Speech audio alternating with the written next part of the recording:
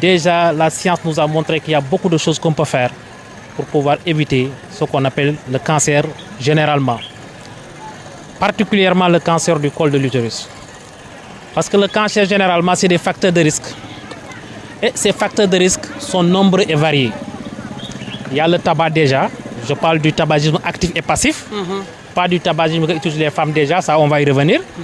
Il y a déjà le stress qui est là, où nous tous nous sommes très exposés au stress, qui est un facteur. Il y a l'alimentation, qui doit être une alimentation saine. Si ce n'est pas une alimentation saine, ça peut exposer la population à ces cancers. Mais surtout dans le cadre de la vaccination, parce qu'il y a des infections qui peuvent favoriser, surtout le cancer du col de l'utérus, à savoir l'infection contre ce qu'on appelle le HPV, le Human Papillomavirus, qui est là, qui attaque surtout les femmes qui sont en activité sexuelle, déjà, parce que souvent elles sont infectées du moins. Si elles sont infectées, cette infection, si ça continue, ça peut favoriser ce qu'on appelle le cancer du col de l'utérus. C'est pourquoi dans cette activité, je pense qu'on fait une intégration pour vacciner les filles de 9 à 14 ans contre le HPV.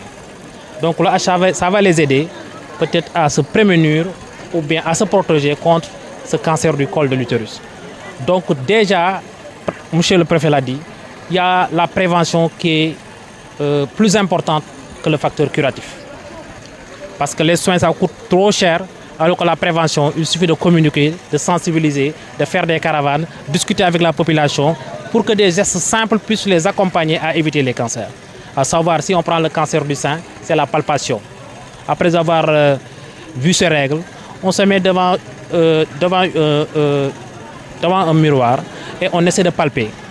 Et on les apprend exactement les techniques pour faire la palpation des seins. Si on le fait, si on rencontre quelque chose d'anormal, à savoir un nodule, une tuméfaction, on essaie d'aller directement vers la structure sanitaire la plus proche. On peut aussi voir est-ce qu'il y a des écoulements au niveau du sein qui sont anormaux. Tout ça, ça peut pousser la femme à aller directement au niveau des centres de santé et des postes de santé pour être vue et probablement dépistée contre ce type de maladies. Parce que la réalité, c'est quoi? Ces maladies dépistées tôt, on peut procéder rapidement à la guérison.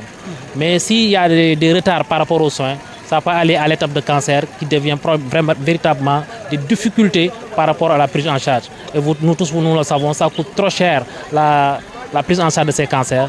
Donc, insistons davantage sur la prévention.